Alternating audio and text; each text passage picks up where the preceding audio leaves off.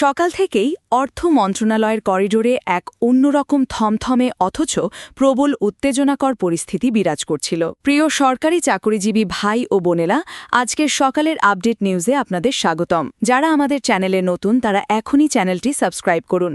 আর হ্যাঁ, অবশ্যই কমেন্ট করে জানাবেন আপনারা কে কোন জেলা থেকে আমাদের ভিডিওটি দেখছেন। তবে চলুন কথা না বাড়িয়ে আজকের সর্বশেষ সংবাদটি জেনে নিন। গতকালের সেই অতি গুরুত্বপূর্ণ জরুরি বৈঠক এবং তার পরপরই শীর্ষ পর্যায়ের চূড়ান্ত স্বাক্ষরের পর থেকে মন্ত্রণালয়ের বিভিন্ন বিভাগের কর্মকর্তারা আক্ষরিক অর্থেই রাতভর নির্ঘুম কাজ করেছেন। নবম জাতীয় বেতন স্কেলের বাস্তবায়ন পরিকল্পনার একেবারে খুঁটিনাটি বিস্তারিত রূপরেখা তৈরিতে সারা রাত জেগেছিলেন তারা। তাদের এই অক্লান্ত পরিশ্রমের ফলস্বরূপ আজ সকালে সেই বহুল প্রতীক্ষিত রূপরেখার একটি প্রাথমিক খসড়া প্রস্তুত হয়েছে। এই খসড়াটি এখন শুধু একটি সাধারণ কাগজের দলিল নয়, বরং এটি দেশের লাখ লাখ সরকারি কর্মকর্তা ও কর্মচারীর ভাগ্য বদলের একটি নির্ভরযোগ্য ভিত্তি হয়ে উঠেছে। আজকের নির্ভরযোগ্য সূত্রে যে যুগান্তকারী তথ্য পাওয়া গেছে তা হল, নবম জাতীয় বেতন স্কেলের সর্বনিম্ন গ্রেড থেকে সর্বোচ্চ গ্রেড পর্যন্ত মূল বেতনে গড়ে 50 থেকে 60 ভাগ বেতন বৃদ্ধির একটি অত্যন্ত বাস্তবসম্মত প্রাথমিক প্রস্তাব তৈরি হয়েছে।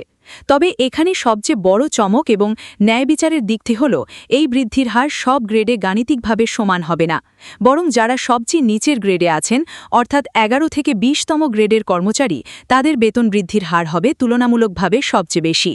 কারণ বর্তমান বাজারে আকাশছোঁয়া দ্রব্যমূল্য বিবেচনা করলে তাদের বর্তমান সামান্য বেতন দিয়ে কোনো রকমে বেঁচে থাকা বা স্বাভাবিক জীবনযাপন করা সবচেয়ে বেশি কঠিন হয়ে পড়েছে।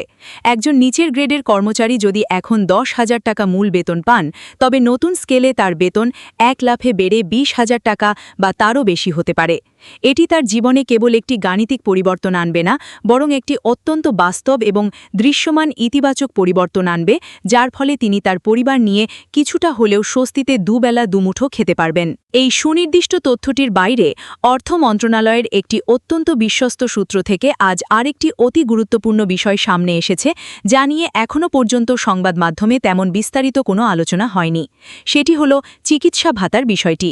বর্তমানে সরকারি কর্মচারীরা যে নামমাত্র চিকিৎসা ভাতা পান, তা দিয়ে বর্তমান সময়ের একটি সাধারণ ডাক্তারের ফি বা ওষুধের সামান্য খরচও মেটানো কোনোভাবেই সম্ভব নয়। কর্মচারীদের দীর্ঘদিনের এই কষ্ট লাঘব করতে নতুন স্কেলে চিকিৎসা ভাতা উল্লেখযোগ্যভাবে বৃদ্ধির একটি যুগান্তকারী প্রস্তাব ইতোমধ্যে তৈরি হয়েছে। একই সঙ্গে সন্তানদের লেখাপড়ার খরচ মেটাতে শিক্ষা সহায়তা ভাতা এবং নিত্যদিনের যাতায়াতের খরচ মেটাতে যাতায়াত ভাতার বিষয়েও একেবারে নতুন এবং বাস্তবসম্মত সুপারিশ আসছে।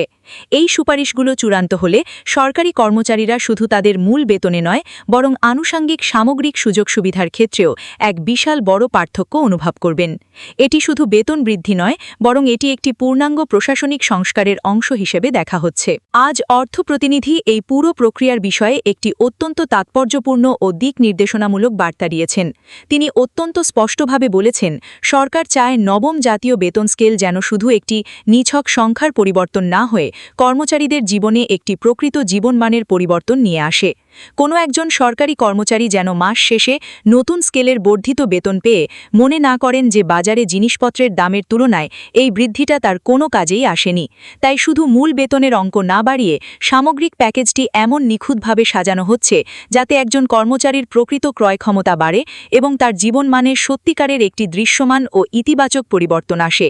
অর্থ প্রতিনিধি আরও একটি মানবিক দিক তুলে ধরে বলেছেন, এই নতুন বেতন স্কেল শুধু বর্তমানে কর্মরত কর্মচারীদের জন্যই নয়, বরং যারা ইতোমধ্যে চাকরি থেকে অবসর নিয়েছেন এবং নিয়মিত পেনশন পাচ্ছেন, তাদের কথাও সমান গুরুত্ব ও শ্রদ্ধার সাথে বিবেচনা করা হচ্ছে। কারণ এই প্রবীণ মানুষগুলো এদেশের প্রশাসনে তাদের জীবনের সেরা এবং সোনালী সময়গুলো ব্যয় করেছেন। আজ তাদের শেষ বয়সে এসে তাদের সম্মান দেওয়া এবং আর্থিকভাবে সচ্ছল রাখা রাষ্ট্রের অন্যতম প্রধান একটি নৈতিক দায়িত্ব। আজ তারিখ 24 আরেকটি অত্যন্ত স্পর্শকাতর বিষয় নিয়ে কথা বলতে চায়, যে বিষয়টি নিয়ে সারা দেশের প্রতিটি সরকারি দপ্তরে এবং কর্মচারীদের চায়ের আড্ডায় সবচেয়ে বেশি প্রশ্ন এবং আলোচনা আছে। সেটি হল বহুল প্রতীক্ষিত বকেয়ার বিষয়টি।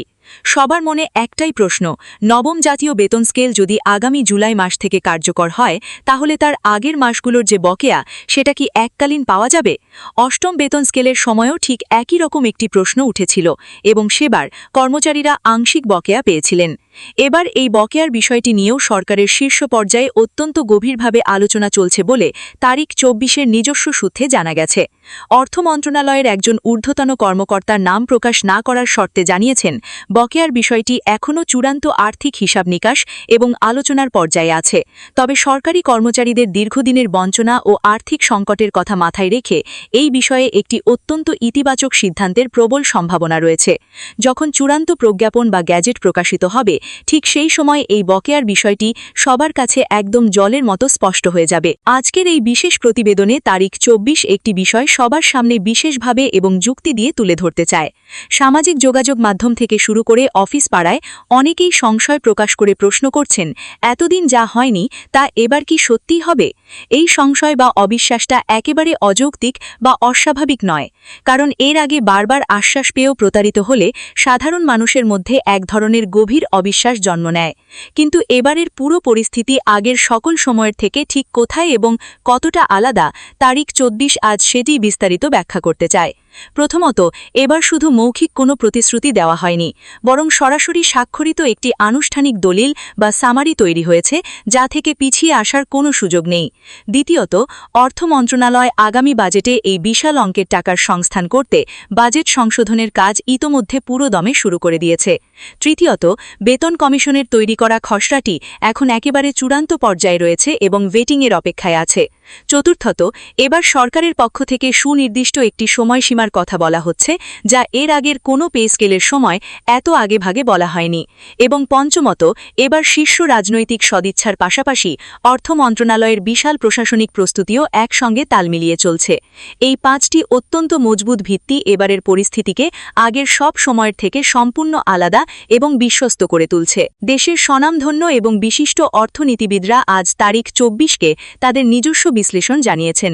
তারা একমত পোষণ করে বলেছেন, নবম জাতীয় বেতন স্কেলের এই চূড়ান্ত ঘোষণা যত দ্রুত আসবে, দেশের সার্বিক অর্থনীতির জন্য তা ততই মঙ্গলজনক হবে। কারণ এই ঘোষণা আসতে যত বেশি দেরি হবে, লাখ লাখ কর্মচারীদের মধ্যে আবার নতুন করে হতাশা ও ক্ষোভ জমতে শুরু করবে, এবং সেই পুঞ্জীভূত হতাশা রাষ্ট্রের প্রশাসনের মূল কার্যকারিতাকে মারাত্মকভাবে নেতিবাচক প্রভাবিত করবে। তারা আরও পরামর্শ দিয়েছেন যে আগামী জুন মাসের মধ্যে জাতীয় বাজেটের সঙ্গে নবম জাতীয় বেতন স্কেলের ঘোষণা যদি একসঙ্গে আসে এবং সেটি যদি ১ জুলাই থেকে স্বয়ংক্রিয়ভাবে কার্যকর হয়, তবে সেটা হবে দেশের জন্য সবচেয়ে আদর্শ এবং নিখুঁত পরিস্থিতি। কর্মচারীরা যখন নতুন বেতন স্কেলে বর্ধিত বেতন পেতে শুরু করবেন, তখন তাদের কাজের প্রতি মনোযোগ ও কর্মস্পৃহা বহুগুণ বেড়ে যাবে, যার ফলে স্বয়ংক্রিয়ভাবেই প্রশাসনিক কার্যকারিতাও বৃদ্ধি পাবে। দুর্নীতির প্রবণতা কমে আসবে এবং এটি দেশের জন্য সামগ্রিকভাবে একটি বিশাল ইতিবাচক ফলাফল নিয়ে আসবে। আজকের এই বিস্তারিত প্রতিবেদনের একেবারে শেষ পর্যায়ে এমন একটি চমকপ্রদ তথ্য সামনে এসেছে, যা নিয়ে গণমাধ্যমে খুব একটা বেশি আলোচনা হয়নি।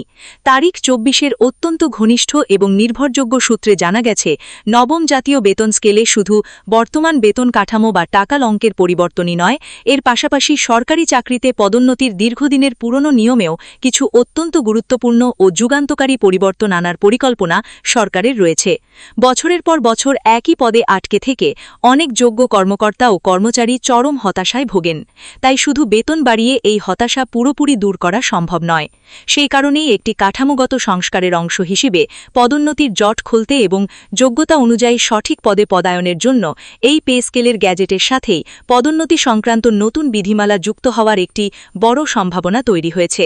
সব মিলিয়ে আগামী দিনগুলো দেশের প্রতিটি স্তরের সরকারি চাকুরিজীবীদের জন্য এক বিশাল এবং ইতিবাচক বার্তা নিয়ে আসছে। ভিডিওটি খুবই জরুরি, তাই দয়া করে সবার সাথে ভিডিওটি শেয়ার করতে ভুলবেন না। আর নতুন ভিডিও আপডেট পেতে এখনই চ্যানেলটি সাবস্ক্রাইব করুন।